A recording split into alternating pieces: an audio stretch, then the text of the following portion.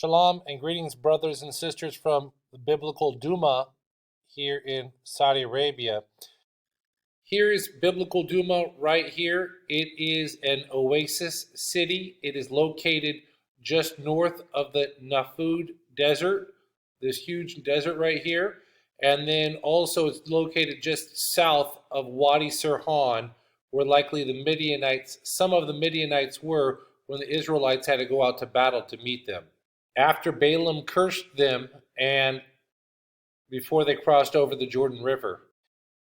Here's a picture of me and my 4 sons outside of the watchtower of Dumah, and this watchtower is way bigger than it appears. This is just the angle. The photographer was my wife. She was standing well below us looking upwards, so this is distorted. The size of the watchtower is distorted. And here's a panoramic video clip of ancient Dumah and the oasis.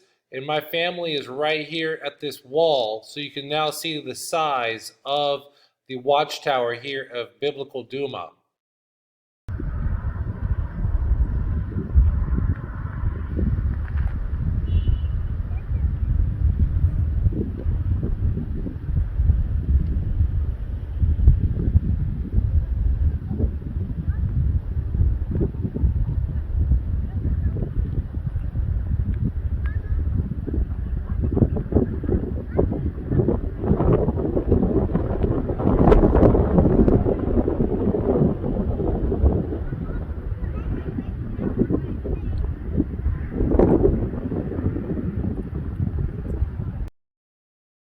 It is about 2 a.m. in the morning, and I have Isaiah 21 open.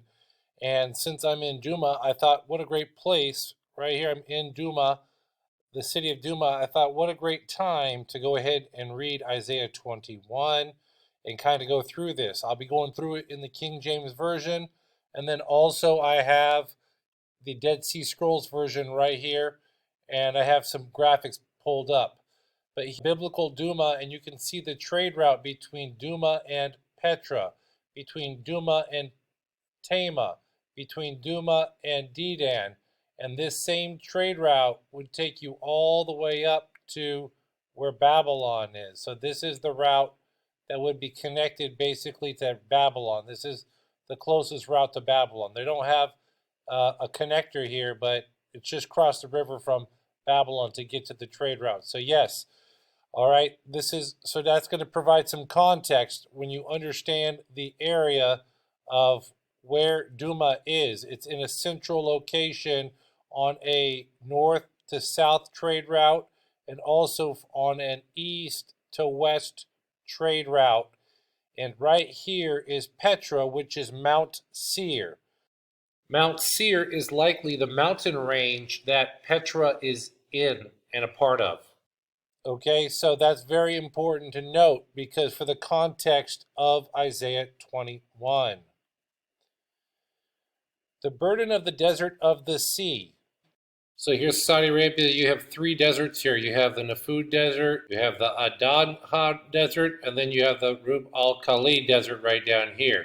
So this actually might be the desert of the sea because it's between the Persian Gulf and here, or this is the desert of the sea between here. I'll have to take a look at that verse in the Hebrew a little bit more. Because down here, there's the burden of Dumah.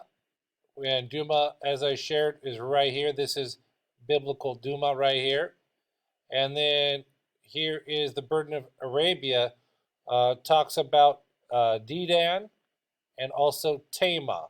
So here is Dedan right here, and here's Tamah. So Tamah and Dedan. So that's an interesting order in the prophecy. We have the burden of the desert of the sea, and then we have Dumah, then it talks about Dedan, and then Tamah in that order. And this is a really important chapter because this chapter is about the watchman, setting up a watchman in Isaiah 21.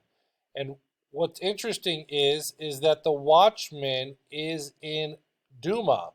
Here in Isaiah 21 at the beginning, we see, go set a watchman. Watch in the watchtower, go set a watchman. And then the watchman says, I stand continually upon the watchtower in the daytime, and I am set in my ward whole nights. So he's in the watchtower, all right? And then later in this chapter, right after that, we have the burden of Dumah. He calleth to me, okay?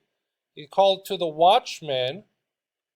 The watchman's being called out of Seir.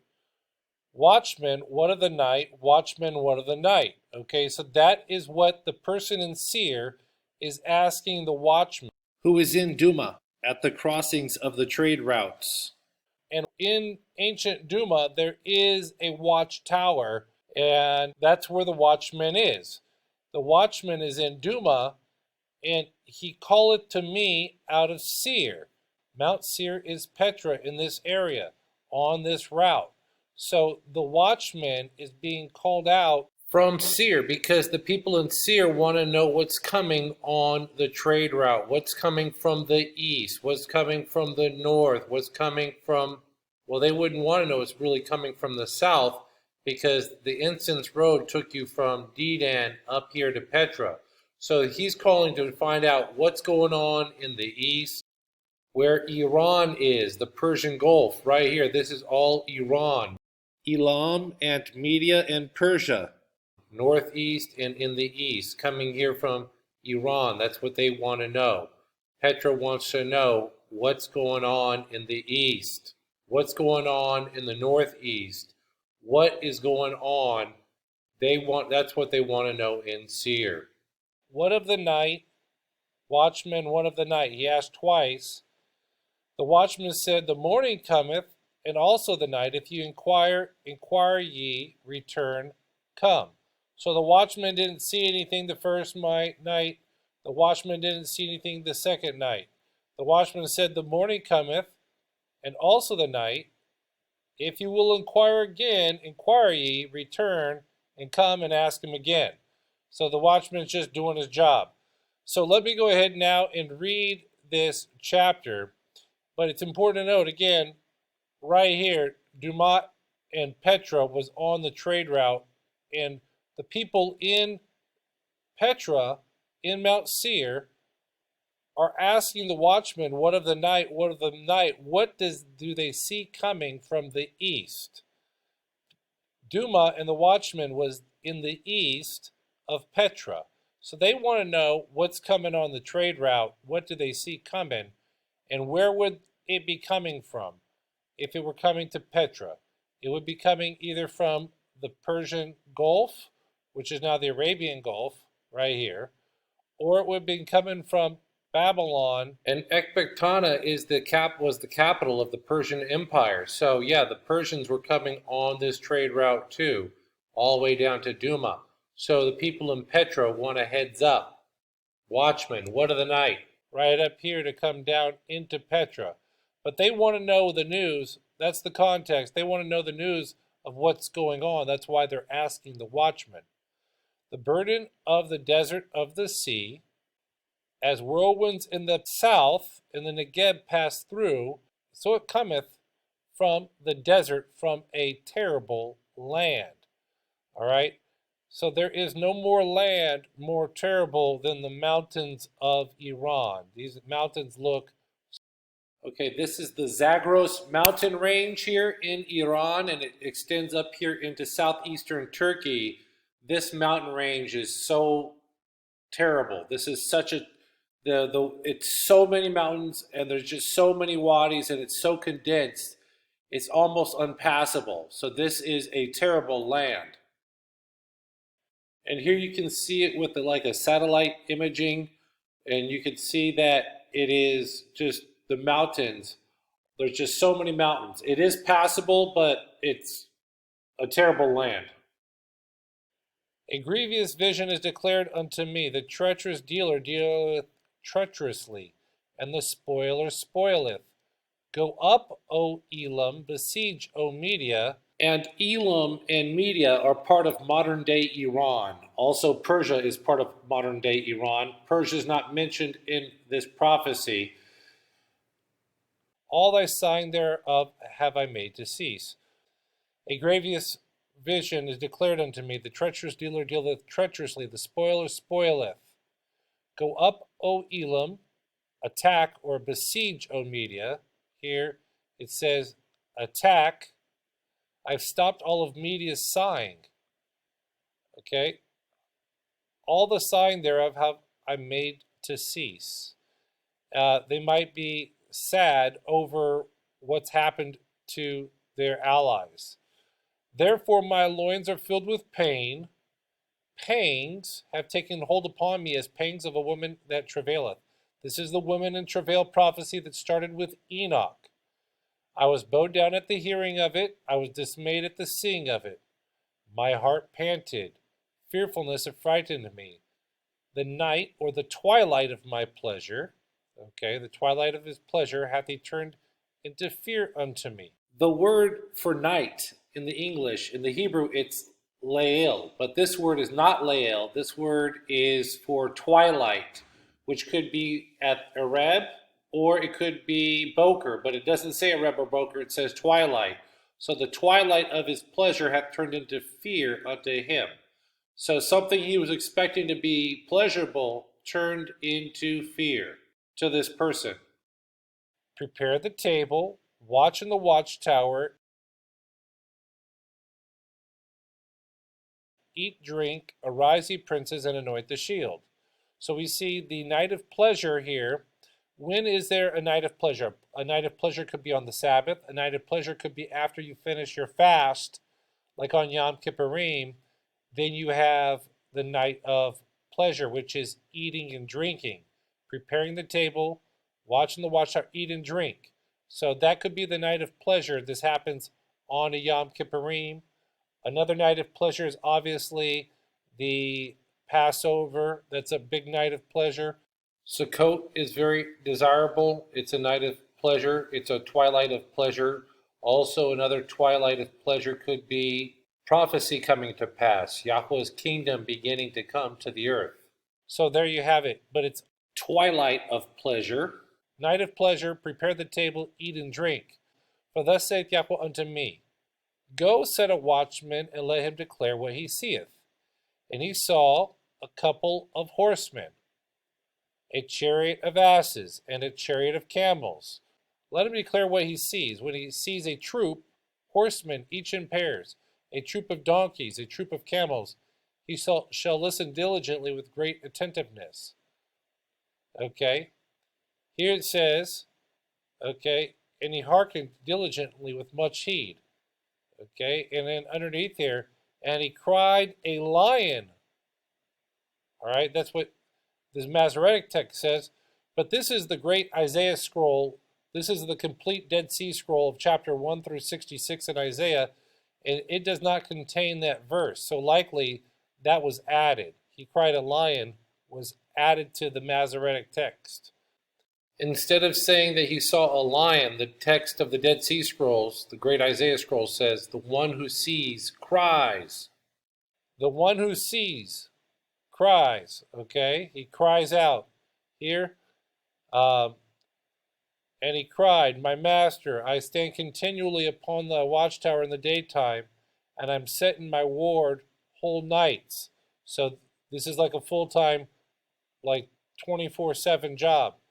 And behold, here cometh a chariot of men with a couple of horsemen. And he answered and said, Babylon is fallen, and all the graven images of her gods he hath broken unto the ground. O my threshing, and the grain of my floor, that which I have heard of Yahweh of hosts, the Elohim of Israel, have I declared unto you.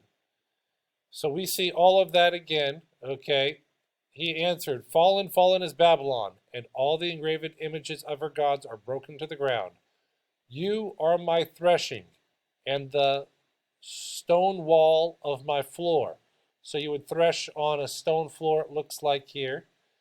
That which I have heard from Yahweh of armies, the Elohim of Israel, have I declared to you. This is a really interesting prophecy because ancient Babylon, at the time of Isaiah, I'm not sure where ancient Babylon was in its infancy as far as King Nebuchadnezzar. King Nebuchadnezzar destroyed Jerusalem, I believe, in his 17th year. So that is something to consider. And Jerusalem was destroyed in 587 BC. And this prophecy, I believe Isaiah is like 100 years before. I don't think Isaiah is contemporary with Nebuchadnezzar. Jeremiah was contemporary with Nebuchadnezzar.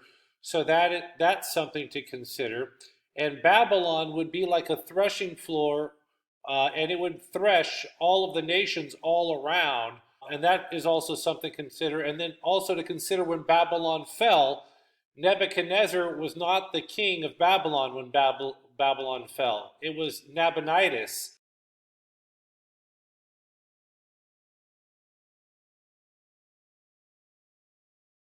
And his son Belshazzar was actually kind of like a crown prince, basically, of Babylon when Babylon fell.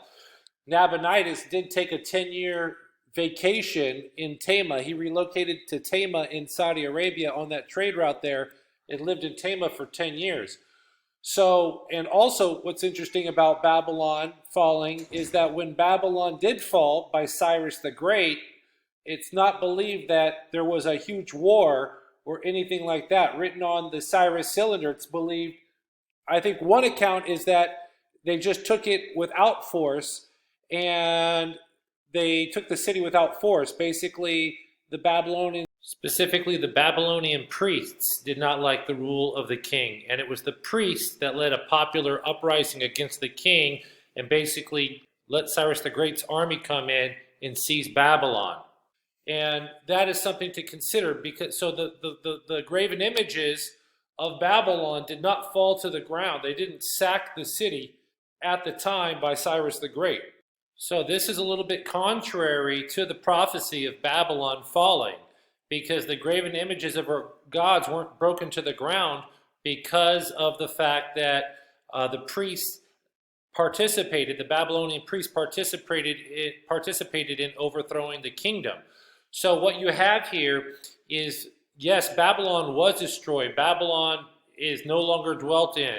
But Babylon, this prophecy of Babylon being thrown to the ground could be a type of a latter-end Babylon, which we see twice in the book of Revelation. So what's interesting is we know when on the Cyrus's cylinder, we know when Babylon fell. Okay, it was on the Babylonian month of Tishri, 17th day of Tishri. So that was either like October 4th or 5th or October 7th, 11th or 12th, depending on what year it was that this event happened, possibly. So we'll have to take a look at that. That's very important to know when Babylon falls. It might fall again. The spiritualized Babylon, the spiritual type of Babylon, the end time type of Babylon, this Babylonian end time type of kingdom is going to fall again, and it will be the final fall. Maybe this is when the statute falls, when the rock that's cut without hands smashes the feet of the 10 toes with the iron and the clay. So this might be the final part of Babylon falling, the statue of Babylon falling to the ground. Okay, all of her images of her gods are broken to the ground. That image of Babylon was an image. It was a god. It was an idol, and it fell to the ground in Daniel's vision, in Daniel's prophecy. So that's what we're looking for. And, you know, Yahweh does do some things cyclically, and it could happen again on the same dates that Babylon does fall, whether it be the same. That was the Babylonian calendar that was recorded to. That was the lunar calendar of the region, not Yahweh's 364-day solar calendar. So it would take a little bit just to convert it, but around like October 4th, October 5th, or October 11th, 12th, or 17th, whatever the day that it was, depending on the year, because each year is different, about 10 days different, unless there's and then you have the 30-day or 28-day difference in the lunar month when they have that 13th month that they add to their calendar. So it would be challenging to go ahead and find that. I don't have enough time to do that in this video. Maybe I might, I don't know. Because when it fell the first time, And now we have to remember when Babylon fell, the night that it fell, we have a record of that in the scriptures where Daniel was brought in to read the handwriting on the wall. Nabonidus' son, Belshazzar, was throwing on a big party, and he brought out Yahweh's utensils for the temple, the golden temple, and he was throwing a big party. And that's when the hand showed up, and it was the writing on the wall happened. Many, many tekel uphrashim. You've been weighed the balances and have been found wanting. And interesting, mene is recorded twice. And if that means to number, that means they were numbered twice. So Babylon's going to fall twice. And the second time is going to be the final time that Babylon falls. And what we have right here is in the Revelation 12 sign, this sign with the crown of 12 stars, and she was clothed in the sun, so it was a daytime sign. And then it happened where the moon moved under her feet. That moon didn't move under the woman's feet until the 24th, and when it did, under the feet, the moon was in the balances. So this is a video I did 4 years ago talking about how when I located this part of the prophecy of the judgment in this prophecy of this man-child prophecy. There is going to be a judgment, the judgment of this world, the judgment of Babylon. And that's what we have here. We have, this was a component of this sign. So you have the kingly component, the Messiah component, the Israel component of the nation, of the real nation of Israel, not the Jewish state, but the real Israelite state that's going to happen. It hasn't happened yet. And then you have the judgment of this world, the judgment of the kingdoms of this earth, the judgment of end-time Babylon, which is this Babylonian system, the Babylonian money system, Babylonian system that we have, and that's all going to come to an end. Okay, this is called a prophecy against Edom, but we don't know if that's really the case or the context of it, because it's the burden of Dumah. And he called to me out of Seir. So someone in Seir is calling out to this person. Where is the person? In Dumah, on the trade route. So someone is here in Seir calling out to the Watchman who's in Dumah. But then again, this could be a prophecy against Edom, because it's Edom, those who are dwelling in Seir, which is the Edomites. They are worried about what's coming from the east in Dumah, which would be like Iran. So they're like, Watchman, what of the night? Watchman, what of the night? They're very paranoid. They have a lot of paranoia and fear about what's going on in the east. So maybe rightfully so, Edom is worried about what's going on and what's coming. And for those who don't know, most people don't understand that modern Jewry contains a lot of the Edomites. All right? During the 2nd century BC, the Edomites were forcibly converted to Judaism by the Hasmoneans and were incorporated into the Jewish population. So that's why King Herod, he was an Edomite, but he was also Jewish in religion. So they all converted to Judaism, and then they became an ethnicity, the ethno-religious ethnicity of Judaism. They all got dispersed in all the lands, and then recently they came back under the pretext that they're Jewish, as if they are the people, but they are not. I have videos on that. He calleth to me out of Seir, Watchman, what of the night? Watchman, what of the night? So that's what the person's asking. What do you see out there in Dumah? Watchman, what do you see out there in Dumah? And the watchman said, the morning cometh, and also the night. If you will inquire ye, return, come. All right, so he asked twice, so there's at least 2 nights to be looking out for what of the night, what of the night. The watchman said, the morning cometh, and also the night. If you will inquire ye, return, come. Basically, ask again and look out for what's going on there. So my takeaway is that they're just concerned with what's happening in the east, what is coming from the east. That's what their big concern is. And that they asked twice, what of the night, what of the night? That means that they asked on 2 separate occasions, 2 different days, what of the night, what of the night?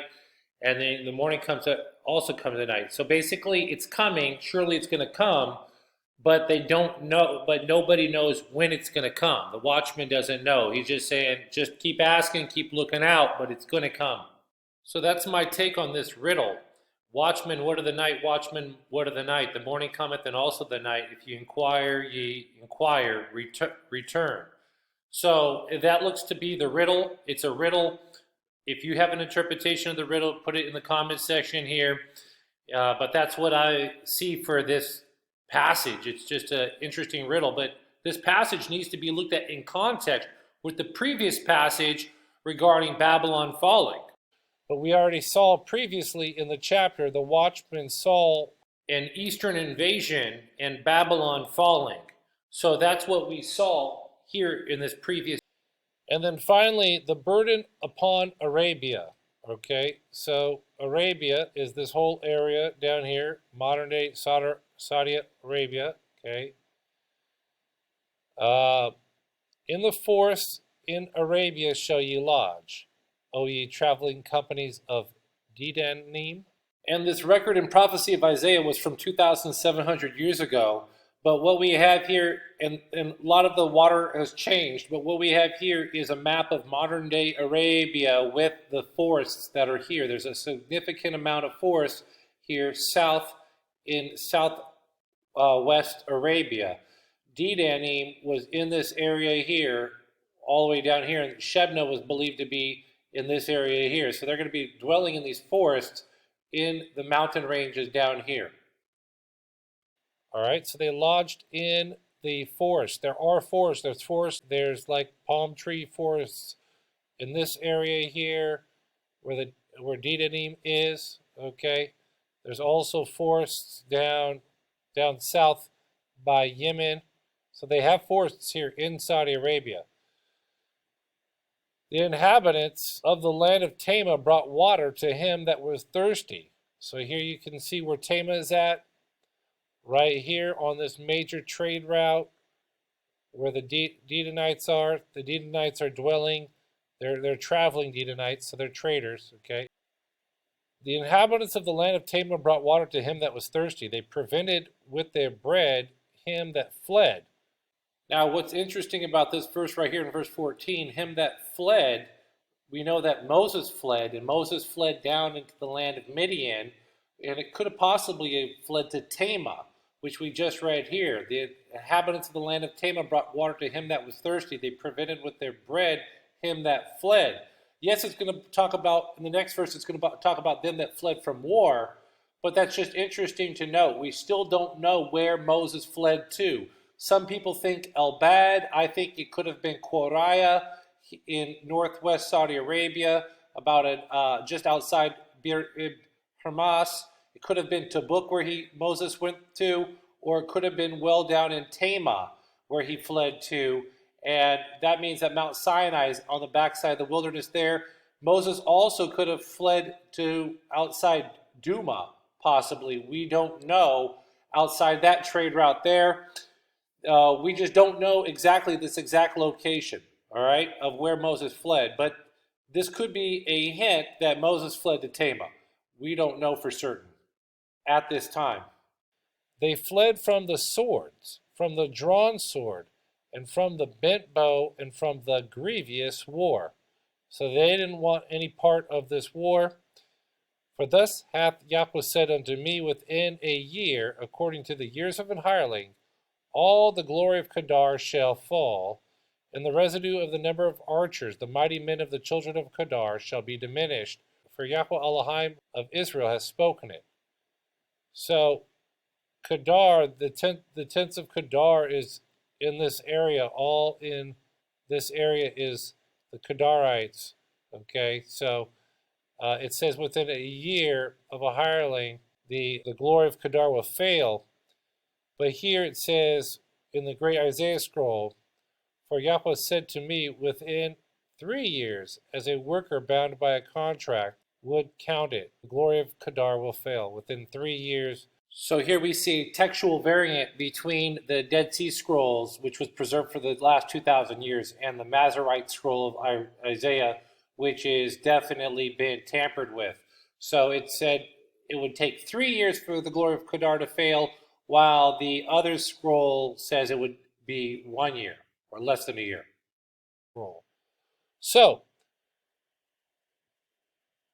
brothers and sisters, I hope that you're blessed by the information in this video. Very interesting location here in Dumah to be on this trade route from where ancient Babylon was, just to think of all of the caravans that passed through and all the armies that passed through here, and also passed through Wadi Sirhan right here from north to south. That just came right here down Wadi Sirhan.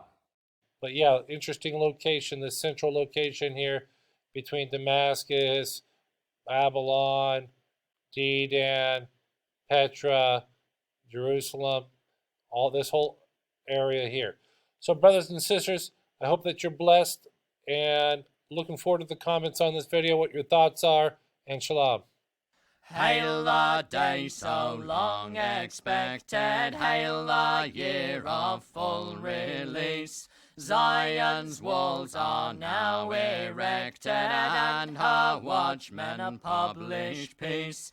Throughout Shiloh's wide dominion, hear the trumpet loudly roar. Babylon is fallen, is fallen, is fallen. Babylon is fallen to rise no more. Babylon is fallen, is fallen, is fallen. Babylon is fallen to rise no more. All her merchants stand with wonder. What is this that comes to pass? Murmuring like the distant thunder, crying, oh, alas, alas. Swell the sound, ye kings and nobles, priests and people, rich and poor. Babylon is fallen, is fallen, is fallen. Babylon is fallen to rise no more. Babylon is fallen, is fallen, is fallen. Babylon is fallen to rise no more.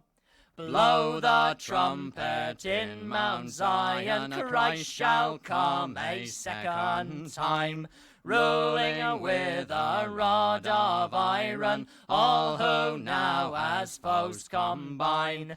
Babel's garments we've rejected, and our fellowship is up. Babylon is fallen, is fallen, is fallen. Babylon is fallen to rise no more. Babylon is fallen, is fallen, is fallen. Babylon is fallen to rise no more.